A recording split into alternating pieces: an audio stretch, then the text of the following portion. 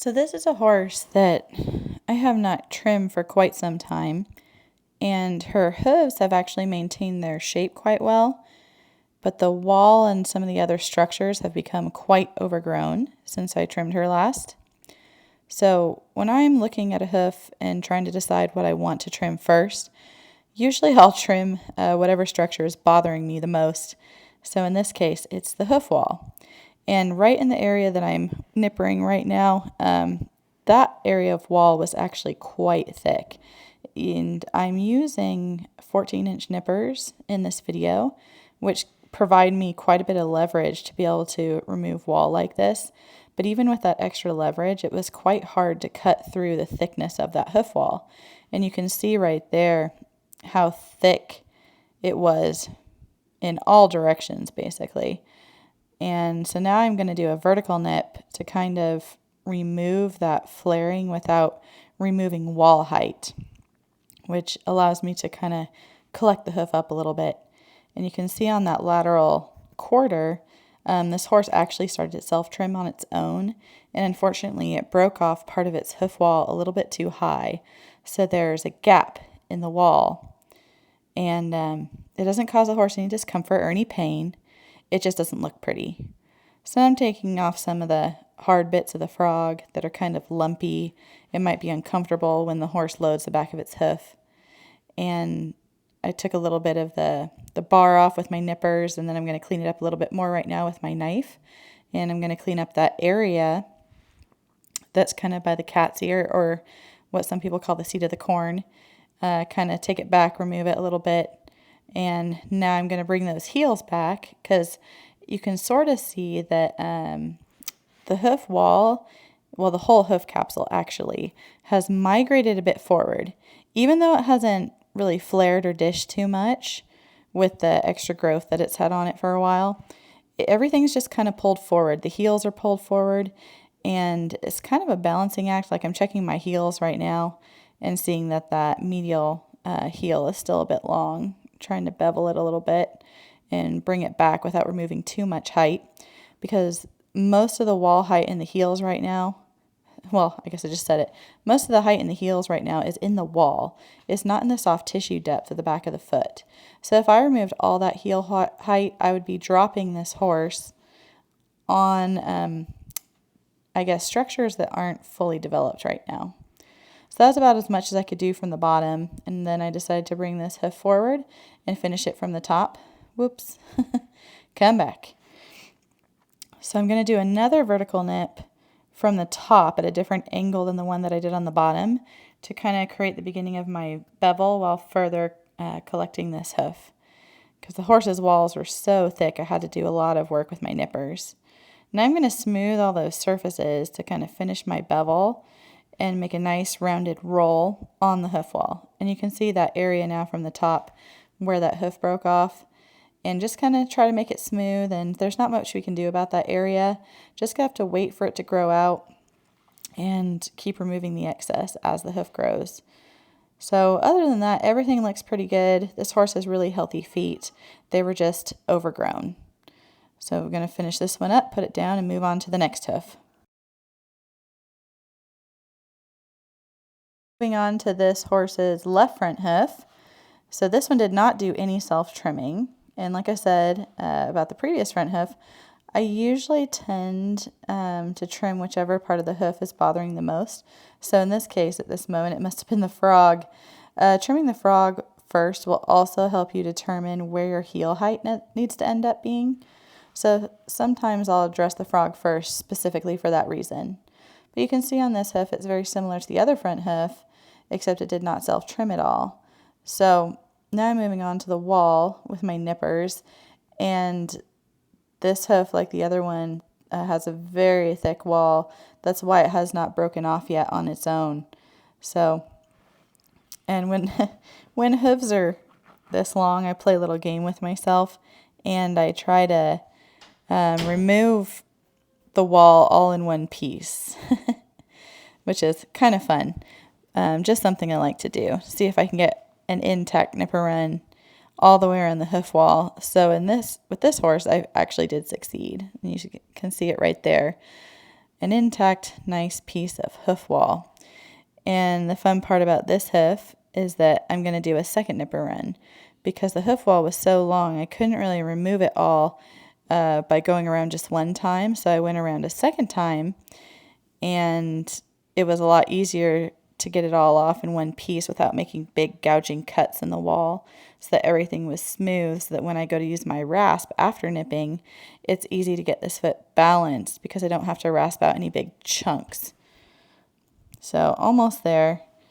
Just trying to line up those nippers well so I don't take too much or not enough, and it takes a little bit longer to do that. So there's my second nipper run. I don't think I've had something like that in a really long time. Have a double stack of hoof wall. So that's kind of fun. Doesn't happen all that often. So now I'm going to do my vertical nip to kind of bring that toe back without removing any more height. As I said before, probably multiple times now, that hoof wall is really thick. So I have to do a vertical nip from the bottom, and actually I probably will end up doing one from the top as well. So now that I've removed most of the excess material on the hoof wall, I'm going to rasp it smooth and start at the beginning of my bevel. And same thing with the heels on this hoof. I have to be kind of careful with how much height I remove at this time because the structures at the back of the hoof are not as developed as I would like them to be. So I'm taking those bars down. I don't want them to sit proud to the hoof wall. I don't want them to be the first part of the hoof that contacts the ground when the hoof wall is loaded, or when the entire hoof is loaded. So I'm going to clean up that frog a little bit more. Must have found a little piece back there in the frog that was bothering me. If I can recall, this horse had frog stays that were pretty hard and lumpy in all 4 feet. And sometimes those frog stays will end up hard like concrete. And when the horse loads their foot, it can actually kind of feel like a shark fin kind of stabbing them in the back of the frog. So if I find those on the hoof, I like to try to remove them to hopefully make this horse more comfortable when their hoof is loaded. So yeah, adjusting my heels a little bit now, removing a little bit more excess wall. And each time I do that, I have to come back to the bars to make sure they're not sitting too high. So now I have this hoof forward on the stand, and I'm using my rasp to just kind of clean up my bevel and remove any sharp edges that I created from trimming on the bottom side of the hoof. And this hoof is a little bit straighter than the other front hoof that I just trimmed, so the bevel and everything is going to look quite good, and the hoof is going to look nice and collected when I'm finished. So this rasp is not a brand of rasp that I normally use. It's one that is created for wet weather. It's basically supposed to prevent clogging, but as you can see in the video, that it's not very wet. So it wasn't as working as well as the rasp that I normally use when the weather is a little bit drier like this. But that's about it for that foot.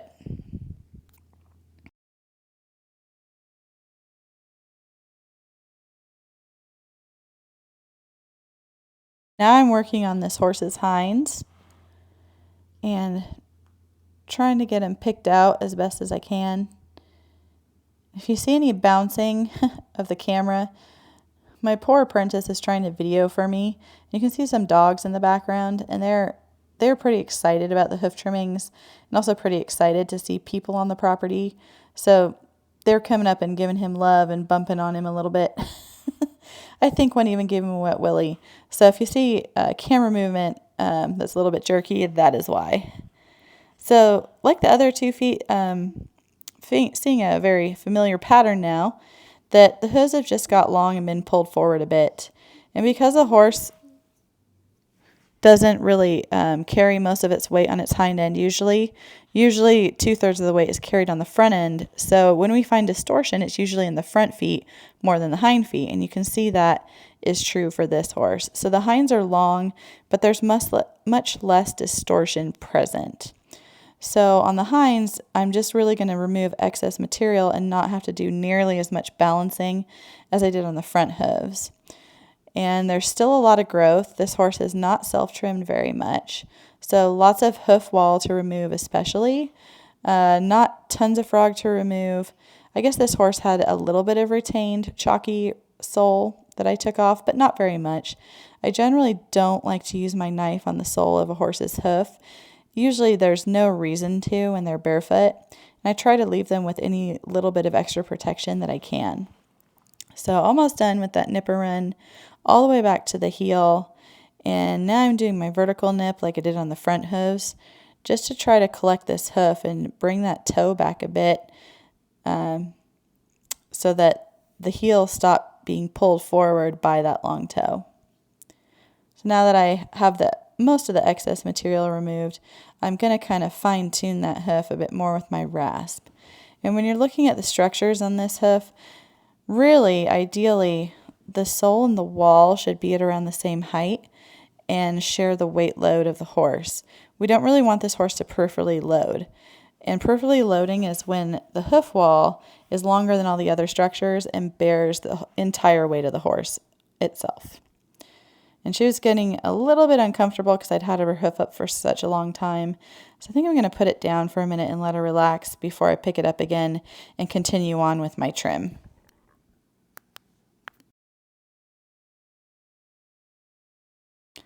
All right, so I gave that horse a little bit of a rest, and I've picked up its hoof again to continue trimming. And after rasping, I kind of saw that the toe is still a little bit longer than I would like it to be. So I wanted to nip a little bit more off from about 10 to 2 on the clock. That's usually the area where the hoof wall will be the longest and the thickest. So I just wanted to remove that before bringing the hoof forward. So after nipping again, I have to rasp to smooth everything out. Kind of want to rasp that area of the heel because it's a little bit difficult to get from the top when I have the hoof pulled forward. Just kind of checking my balance. Want to make sure that those bars after rasping are still passive to the hoof wall, so they weren't on both sides, so I just remove them a little bit more before I pull this hoof forward. On the stand, I'm going to address some of that flaring and dishing where that hoof wall meets the ground, and also kind of just smoothing things and finishing up my bevel to create a nice kind of roll all along the bottom part of the hoof wall. And it's really interesting to see how little distortion this horse actually has in its hooves for how long they were, which to me is pretty impressive. This horse receives some really good quality minerals in its diet and is on an anti-inflammatory diet. And I think that's a big reason as to why the hooves look so good, even though they were so long.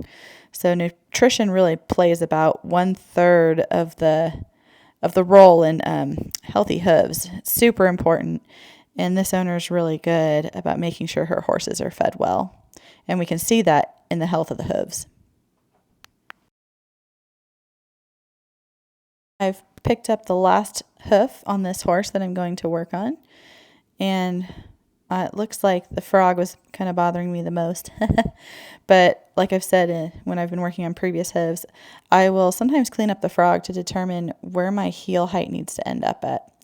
And then this horse was kind of shedding its sole, and you won't see me take a hoof knife to a horse's sole very often, but if the sole is coming off in big chunks, I will remove those. If it's just barely chalky, I won't generally do anything to the sole because I know that after the trim, the horse will exfoliate that area of its hoof on its own. And then moving on to the wall, which we've seen on all 4 hooves so far, that the wall has been quite long. So lots of that to nip off. Lots of fun intact nipper runs of hoof wall in this video, which I find very satisfying personally. Always fun to get one off in one piece. And I think this hoof had some of the least amount of distortion.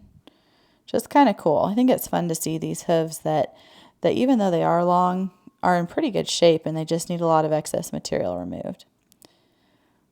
So yep, there's another one. One big nipper run intact in one solid piece.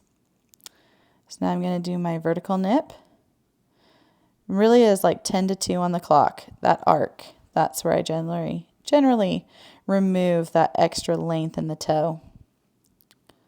So there's another big chunk of hoof wall removed. And the sole on this hoof is a really nice shape. It's got some good concavity, which means there's some depth of foot and depth of sole, which is awesome. So now I'm just cleaning up the wall with my rasp, kind of fine-tuning it, making sure there's no nipper marks, getting everything the correct height that I would like it to be. And there's another one of those frog stays that this horse seemed to have on all 4 feet. It's just in the central sulcus where I'm nipping right now. And when it's hard, it can just be a really uncomfortable structure that kind of like pokes the back of the horse's foot. So when I see it there, I like to remove it. Yep, cleaning up the frog a little bit more, opening up those collateral grooves, trying to get a good feel for where my heel height should be. And just trying to get those little bits of frog stay out if I can. The hard thing is that the frog stay is really close to soft tissue, so if I take too much too fast, I can make the horse bleed. So I have to be really careful in that area of the hoof. So now that I've kind of established my frog height, I'm kind of re-going over my heel height, making sure the heels are even. And you can see this horse is getting a little bit uncomfortable, a little bit tired of standing. I have significantly changed the angle of the hooves during this trim. So when I remove that much excess material, sometimes the horse will get a little bit uncomfortable because its body is standing in a new position. And all the muscles are adjusting to that new position.